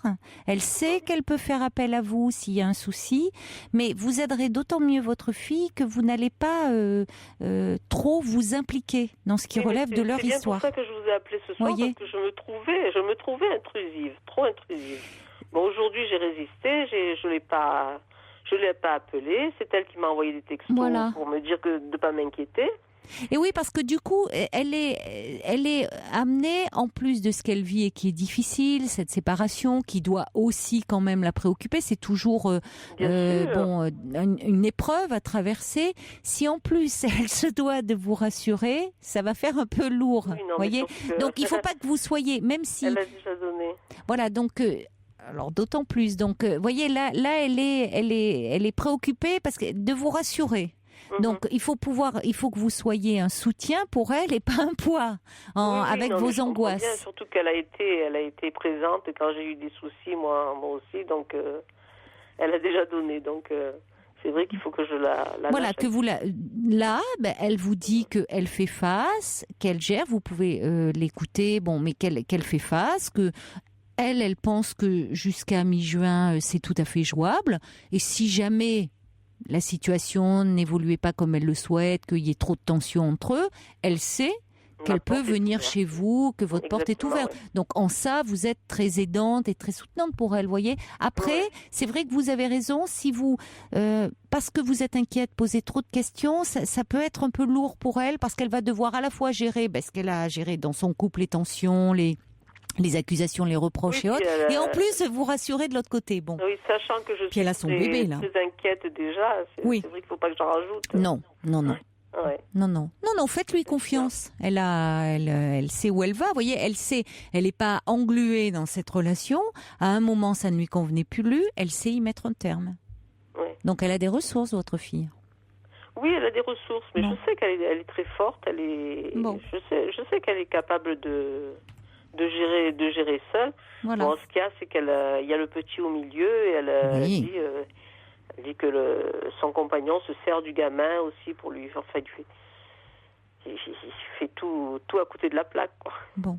C'est déjà le fait quand ils seront un peu pas sous le même toit et ça sera plus simple. Peut-être que ça sera plus simple. Et puis si vraiment c'était compliqué par rapport au petit, elle pourrait demander peut-être une médiation familiale un peu plus tard. Mais pour le moment, il est lui un peu désespéré, même si c'était d'un commun accord. Il y en a toujours un qui subit plus que l'autre, vous savez. Bon. Oui. Voilà, donc essayez-vous de vous apaiser en sachant que vous avez très bien réagi en lui disant qu'elle peut venir chez vous en cas de problème. Hein, ça, c'est important. D'accord. Merci de votre appel, Daniel, et de votre Caroline. confiance. Merci à vous. Au revoir. Au revoir. Bonsoir, Chantal. Oui, bonsoir, Caroline. Bonsoir. Je suis très contente de vous entendre. Mais moi aussi. Vous m'avez beaucoup aidé, sans le savoir. Ah bon? Je vous explique un peu mon histoire. Oui. Mon mari est décédé donc il y a plus de 2 ans. Il s'est laissé mourir, c'est-à-dire qu'il voulait pas se soigner, il mangeait pas. Donc la fin a été vraiment très très dure. Et puis j'avais perdu ma sœur il y a pas longtemps aussi, qui avait 50 ans. Et ça a duré 4 ans, sa maladie. Donc c'était pénible. Je l'ai assisté jusqu'au bout, j'ai assisté mon mari. Et puis voilà, donc là je pense que je commence une nouvelle vie. Parce que j'ai changé d'appartement, donc je me sens beaucoup mieux parce qu'il n'y a plus les souvenirs. Je me retrouve dans un studio, mais c'est beaucoup mieux. Oui. Mais le problème, c'est que la solitude, je la supporte mal, très mal. Et là, disons que j'ai envie de reconstruire ma vie, quoi, parce que je suis jeune, j'ai 63 ans et demi, et que je crois que, et tout le monde me dit que je refuse le bonheur, parce que toutes les rencontres que je fais se terminent par un échec. Ah oui? Et pourquoi? Oui. C'est-à-dire que c'est vous qui mettez un terme, quand vous parlez d'échec, vous mettez un terme à la relation? Soit je tombe sur des hommes qui ne sont pas intéressants, mais bon, j'ai peut-être aussi un défaut. C'est que, disons que je suis trop franche peut-être dès la première rencontre, en disant que je veux pas d'aventure, que je veux pas du stable, mais je veux quelqu'un ça fait 2 ans et demi que je vis seule, donc je suis indépendante, donc j'affiche peut-être trop, tout le monde me dit que je les fais fuir. Peut-être qu'inconsciemment vous faites en sorte de les faire fuir. Alors, il y a un autre souci, c'est que par rapport à ce fait-là, c'est-à-dire que j'ai l'impression de tromper mon mari. Or, je suis toute seule et je ne trompe personne. Voilà. Et oui, rationnellement, vous le savez, mais au fond de vous, il y a une culpabilité. C'est-à-dire que je n'arrive jamais à passer à l'acte. Je suis bloquée. Oui. Oui, donc peut-être qu'il y a une part de vous, à la fois, il y a une partie de vous qui a envie à nouveau d'aimer, d'avoir une relation, de reconstruire, mais une autre partie de vous qui, bon, c'est très dur, ce que vous avez vécu là avec votre mari, parce que vous dites, il s'est laissé pratiquement mourir, il était très dépressif. Il s'est laissé mourir, oui. Il ne voulait plus aucune aide, il était... c'est-à-dire que déjà, il avait l'exemple de ma sœur qui a souffert pendant 4 ans. Ouais. Et il m'avait toujours dit, de toute façon, s'il m'arrive quoi que ce soit, de toute façon, hors de question de passer par là, de toute façon. Et les derniers temps, il mangeait plus. Moi, je travaillais encore, donc il mangeait plus. On appelle ça, il paraît, je sais pas, le syndrome du glissement. Oui. Donc la fin était très dure voilà, donc j'ai vécu dans la culpabilité, mais en me disant que j'avais rien fait, que c'était de ma faute. Bon, j'ai eu un médecin qui a été extraordinaire, qui m'a suivi, qui prenait 1 heure de son temps à chaque fois. Maintenant, j'ai plus cette culpabilité, donc là, j'ai l'impression que je commence une nouvelle vie. D'ailleurs, oui, pour que vous rencontriez quand même des hommes, vous avez en tout cas ce désir, même si vous n'allez pas au bout de ce désir. Oui, et puis je fais pas mon âge, donc je suis coquette. Oui, c'est mignon d'ailleurs de dire 63 ans et demi. Il y a Guy qui le relève, c'est les enfants généralement, quand les demi ça compte. Oui, mais les demi, passer un certain cap, on les dit plus, quoi. Oui, c'est mignon, de vous présenter comme ça. Ouais. Voilà, donc en plus mon mari est mort, il avait 65 ans, ma sœur 50 ans. Donc j'ai un peu côtoyé la mort de... ça a été un peu... successif, quoi, je veux dire. Et j'ai vraiment... je rencontre des hommes, alors je sais pas, mais j'ai l'impression que je le trompe. Alors, je sais pas, je sais pas. Oui, alors qu'en plus, il ne se passe rien encore. Mais déjà, rien que le fait d'être dans une démarche... il ne se passe rien, c'est ça. Non, mais c'est ça. Mais parce que vous mettez des barrières, certainement. Ah oui. Parce que rien que d'être dans la perspective de rencontre, de penser à pouvoir avoir à nouveau une relation avec un homme... il y a quand même une part de culpabilité qui reste. Elle est là, vous l'exprimez très clairement, quand vous dites vous avez l'impression de le tromper. Et d'ailleurs, le fait quand même que vous le précisez bien, dès la première rencontre, vous dites à ces hommes que vous voulez du sérieux, pas du sérieux, pas se mettre ensemble, pas de mariage. Oui, mais j'ai bien compris. Mais dans les faits, c'est quand même mettre une barrière entre vous parce que vous précisiez, que vous précisiez vous ayez envie de stabilité, que ce soit pas une aventure et autres. Bon, mais pour autant, la première rencontre, il faut que ça soit quand même un peu plus léger. C'est-à-dire, on est là, on fait connaissance, on voit. Vous voyez, parce que là, c'est comme ça. Je veux ça. Là, c'est direct, oui. C'est trop direct, quoi. C'est tellement direct que c'en est un peu agressif, quoi, de dire c'est à prendre ou à laisser. Voilà. Et du coup, ça laisse pas vraiment de place à l'autre. C'est-à-dire que vous pouvez avoir, et c'est bien normal, et d'ailleurs c'est une très bonne chose que vous ayez des attentes. Mais il y a une façon de les formuler. Et dès la première rencontre, vous voyez, mettre en avant comme ça que la relation, elle doit être comme ci, comme ça, comme ça. Voilà. Il faut laisser de la souplesse. C'est-à-dire qu'il faut déjà qu'il y ait rencontre. Et de voir qui vous avez en face de vous, qu'il apprenne à vous connaître et que vous vous apprivoisiez. Oui, mais je tombe souvent sur des hommes qui veulent aller trop vite. Donc moi, il faut que je prenne mon temps. J'ai pas envie de précipiter des choses. J'ai envie justement d'apprendre à connaître la personne. Alors voilà, c'est différent. Déjà, c'est dit différemment. C'est-à-dire aux hommes qui veulent aller un peu vite, peut-être parce que ils peuvent être angoissés et ils ont l'impression que tout se joue lors du premier rendez-vous et que donc il faut. Vous voyez, il y a aussi, il peut y avoir une pression de leur côté. Une peur de pas être à la hauteur, de pas convenir, que donc il faut vite se lancer, puis dire que voilà, justement c'est du sérieux parce qu'on dit à l'autre ce qu'il a envie d'entendre. Enfin bon. Oui, voilà. Et puis pour un homme, vous savez, on est différent aussi. C'est-à-dire qu'un homme, tant qu'il n'a pas concrétisé, mais concrétiser, ça veut dire en embrassant, voire même parfois en ayant une relation sexuelle, il peut avoir le sentiment qu'il n'est pas avec la personne. Oui, mais c'est ça. En tant que femme, c'est indifférent. Alors, est-ce que j'ai tort aussi de dire que je suis veuve et que j'ai perdu mon mari? Je sais pas. Ah ben non. Vous n'allez pas. Il ne s'agit pas de mentir non plus. Les choses. Il ne s'agit pas de cacher les choses, parce que j'imagine que faire connaissance, ça veut dire parler de vous. Or, vous, comment vous présentez? Et d'ailleurs, on peut penser. Vous dites, vous avez 63 ans. Et demi. Donc à cet âge-là, eh bien, soit c'est que vous êtes séparés, ou malheureusement, voilà, vous avez perdu votre mari. Après, ce qui serait un peu problématique dans les premiers temps, ça serait d'en parler en donnant moult détails. Vous voyez, là, ça serait aussi une façon de mettre barrière. Mais ce n'est pas ce que vous faites. Mais pour le coup, dire que... Au contraire, non, je dis... Voilà, mais je veux pas plomber la première rencontre. Donc, oui. On parle d'autre chose après. Voilà. J'ai pas envie de parler d'ailleurs de ça, en fin de compte. Non. Voilà, mais je voudrais savoir ce qu'on pense des hommes. Enfin, voilà, mais tout le monde me dit, tu refuses le bonheur, en fin de compte. Vos amis vous disent ça? Oui. Mais en même temps, vous le dites très clairement. Vous avez l'impression de tromper votre mari. Ah oui, tout à fait. Donc, c'est même pas inconscient, c'est tout à fait, là, ça fait partie de vous. C'est-à-dire qu'il y a quand même quelque chose qui subsiste. On avait 40 ans de mariage. Hein. Mais oui. Ah oui. C'est ce que dit Martine de Forbach. Elle dit en plus, quand on se marie, on nous dit jusqu'à ce que la mort nous sépare. Ah tout à fait. Mais dans les faits, votre mari n'est malheureusement plus là. Non. Vous avez choisi de vivre, d'être de continuer à vivre, d'être dans la vie, et vous avez surmonté cette épreuve. Vous l'avez accompagné comme vous avez pu, parce que c'est terrible de voir quelqu'un qui se laisse glisser. Vous ne pouviez rien faire.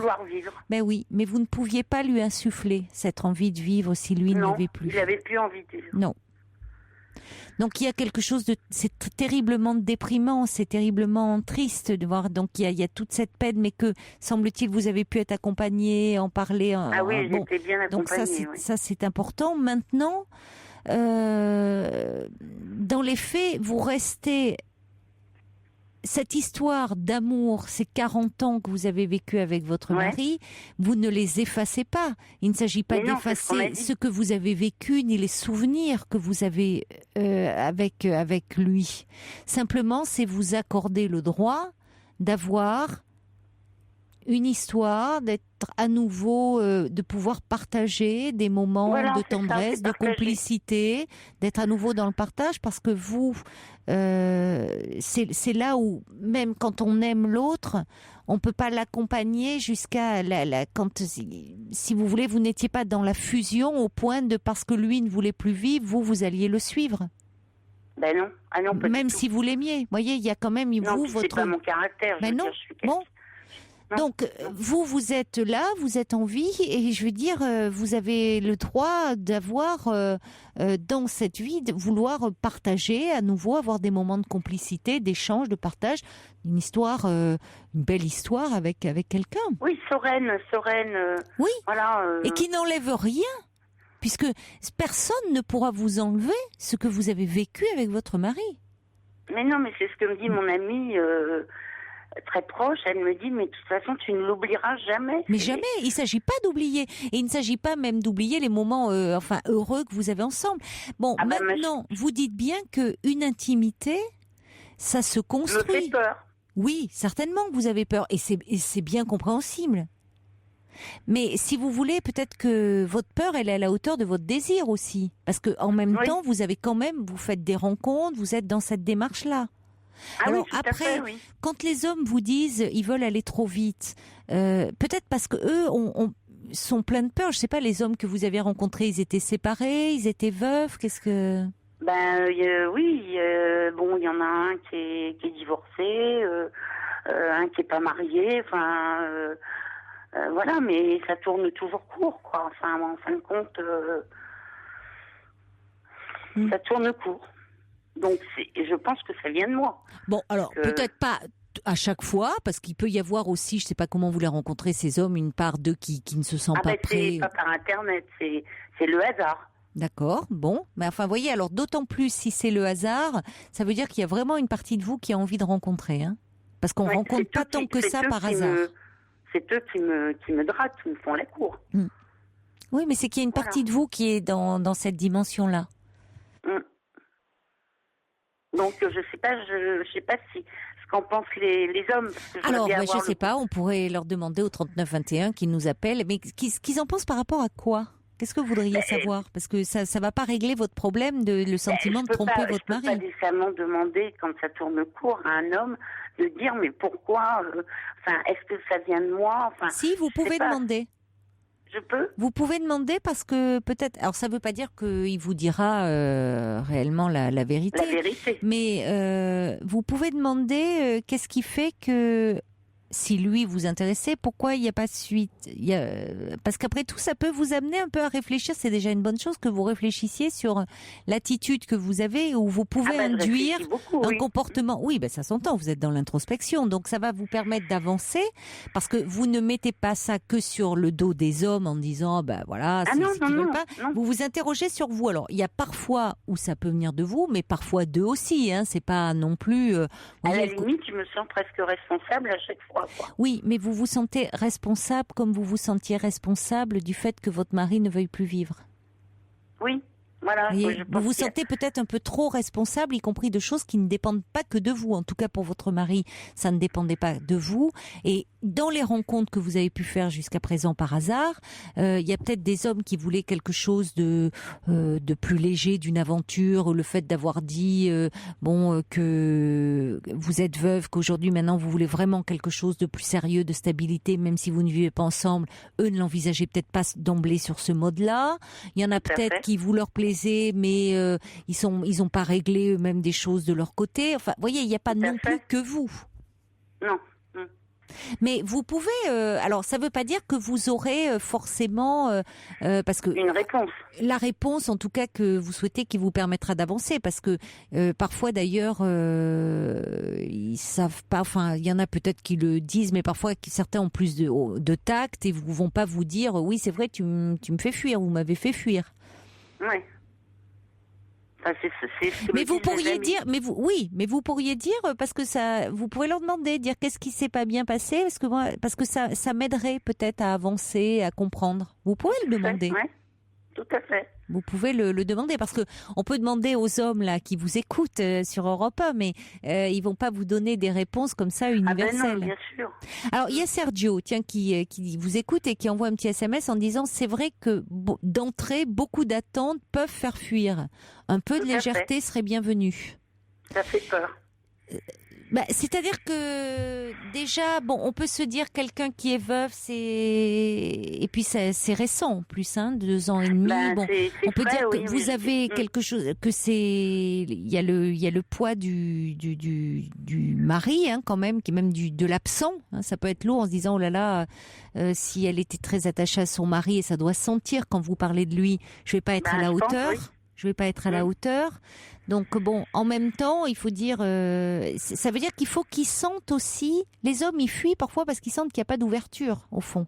Oui, tout à fait. Parce qu'on peut être là devant eux, laisser entendre qu'on veut d'une rencontre, et puis dans les faits, tout fermer.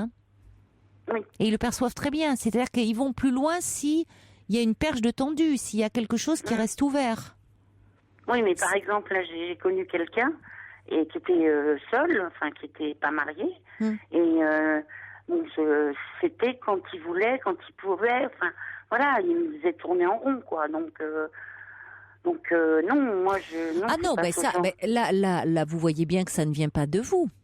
Là, c'est-à-dire que si lui n'était pas suffisamment disponible pour vous, que c'était lui qui décidait des règles du jeu, quand vous voyez, comment et autres, vous avez bien fait de dire qu'après tout, vous souhaitiez autre chose pour vous.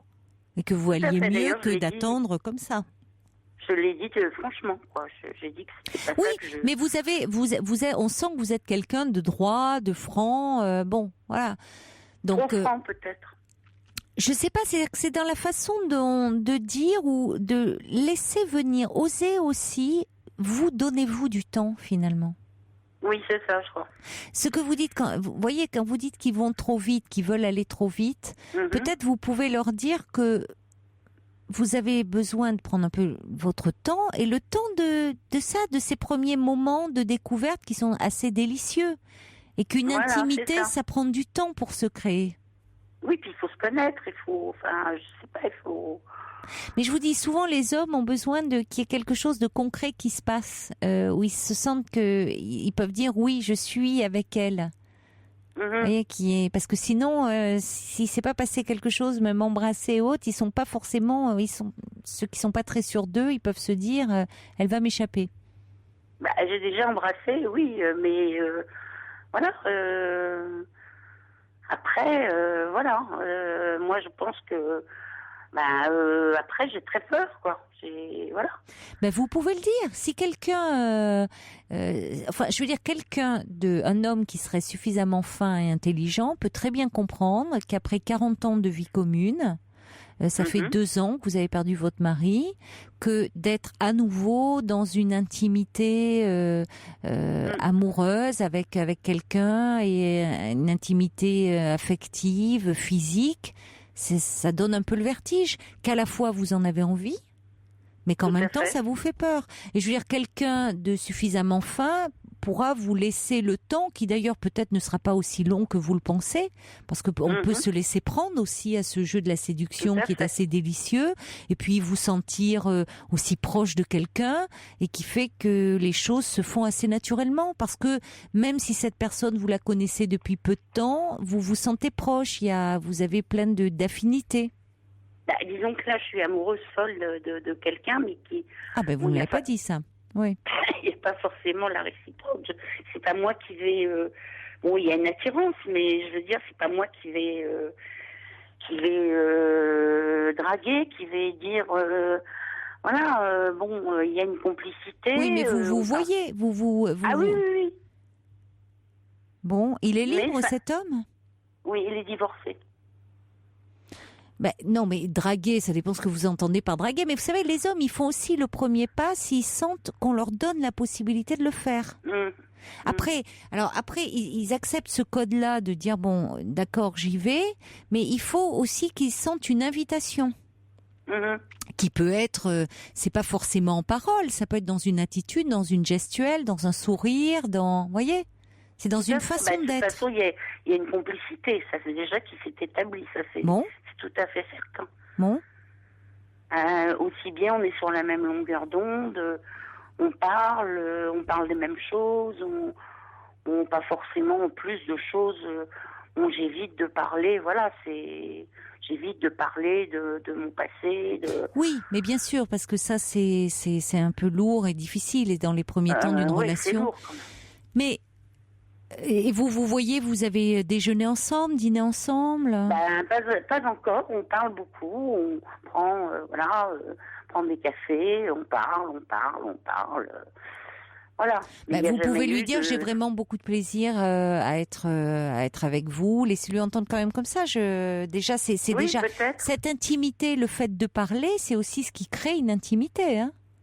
C'est aussi comme ça que vous vous apprivoisez, que vous créez une intimité et un rapprochement qui pour le moment est affectif, intellectuel, il y a une complicité, mais qui peut déboucher sur un rapprochement plus physique. Et moi j'avoue que je suis follement amoureuse, quoi.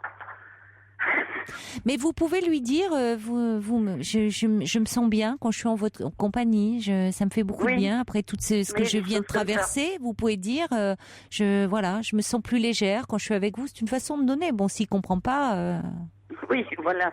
C'est qu'il est bouché, hein. C'est désespéré. Bon, donc voyez, là, ce qui est formidable, c'est que à un moment, votre désir va prendre le pas sur votre culpabilité. Hein. C'est-à-dire que là, cet homme donc, qui vous fait vibrer, dont vous êtes très amoureuse, vous vous rapprochez de lui. À un moment, on peut penser que bon, si après, s'il y a une réciprocité, si lui aussi est dans la séduction avec vous, il devrait se passer quelque chose. Hein. Normalement, oui. Bon, bah oui, vraiment. Bon. Et puis Sergio dit, vous savez, il faut vous dire que l'homme qui est en face de vous a peut-être aussi peur, si ce n'est plus que vous. Hein.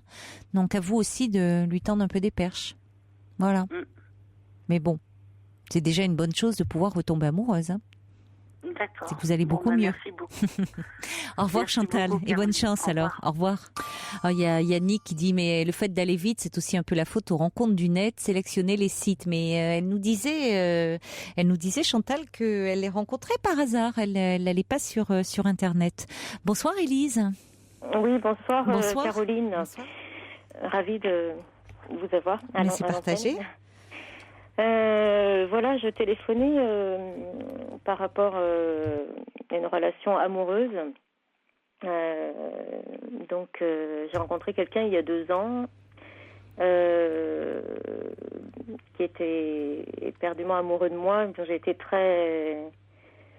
je me suis mis plein de barrières, etc. pendant une année finalement, parce que je suis un petit peu distante. Et c'est long, hein, non? Depuis 1 an, donc environ, j'ai été sa maîtresse au tout début parce qu'il avait quelqu'un en fait, et moi je voulais pas, voilà, j'ai tout fait pour le repousser parce que j'avais pas envie de cette relation finalement, bien qu'il me plaisait. Donc vous avez été sa maîtresse et après vous l'avez repoussé? Non, je l'ai repoussé au début et j'ai fini par être sa maîtresse pendant un laps de temps parce qu'en fait il vivait une histoire d'amour avec quelqu'un avec qui ça n'allait plus. D'accord. Oui, il n'était pas tout à fait libre. Sa maîtresse au début. Mm-hmm. Et donc finalement après il a laissé tomber sa compagne et donc on a vécu cette dernière année de super moments. Oui. Une belle histoire du coup parce qu'il m'a finalement je suis un peu tombée dans son piège parce qu'il était vraiment éperdument amoureux de moi. Mais pourquoi c'est un piège alors? Moi je me dis que c'est non parce moi je l'ai repoussé au début et puis après finalement il m'a. Oui, mais s'il vous aime, c'est pas un piège. C'était pas un piège. Ouais. Non.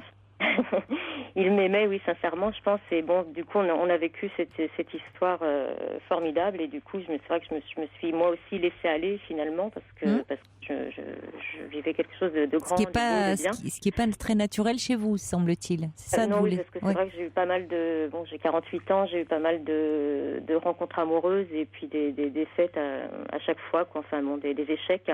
Donc c'est vrai que j'ai moi des barrières. Maintenant, forcément, j'ai une méfiance par rapport aux hommes qui est là et que j'ai du mal à retirer, quoi. Mais bon, donc lui, il m'a prouvé quelque chose et puis bon, je me suis laissée aller et finalement, je le regrette pas parce qu'on a vécu vraiment de bons moments. Et puis là, brutalement, tout s'est arrêté. Et donc, en fait, il m'explique parce que bon, on parle beaucoup, on s'entend super bien. Enfin, tout se passait très très bien, quoi. C'était formidable. Et là, il m'a expliqué brutalement que même il m'a dit ça sur un ton hyper grave. Il aurait même préféré m'annoncer qu'il avait le sida tellement pour lui c'était grave à annoncer. Ouais, enfin n'exagérons rien quand même, oui. Si, il m'a dit je préférais t'annoncer que j'ai le sida. Ouais, enfin c'est facile à dire, mais enfin bon. C'est pas ça. Les choses auraient été plus faciles pour lui parce que là, elles sont complètement abstraites et complètement folles. Il constate que finalement. Il m'a décrit tout ce qu'il ressentait et tout, et qu'il y avait un ressenti, un engrenage qui agissait en lui et qui était physiquement descriptible, et que d'un coup il avait une glaciation du cœur, il me disait, et ça se faisait dans une violence pour lui, quoi, et que ça lui écrasait les sentiments amoureux qu'il avait pour moi. Sans raison apparente. Oui, enfin, il utilise beaucoup des métaphores, des paraboles pour dire que finalement, bon, malheureusement, il a moins de sentiments, voire plus pour vous. Bon, il en fait un peu beaucoup, hein, pour vous dire, c'est lui qui serait victime de... Bon. Oui, il parle avec ses mots, quoi, c'est sûr. Bon. Mais du coup, lui, il est mal.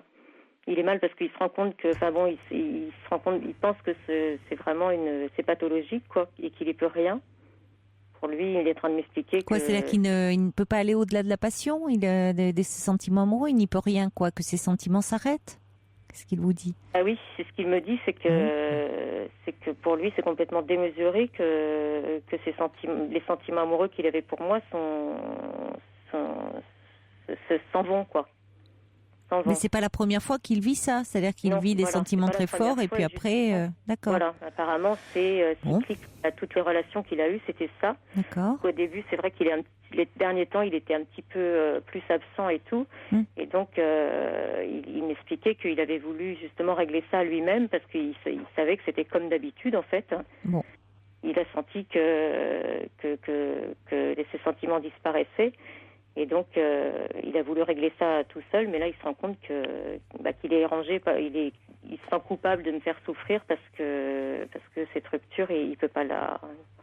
Il y arrive bien parce que finalement vous me parlez plus de lui que de vous, ce que vous ressentez. Il pense qu'il y aura pas de une maladie, il faut peut-être pas exagérer, hein. C'est-à-dire qu'il faut pas tout voir des maladies partout.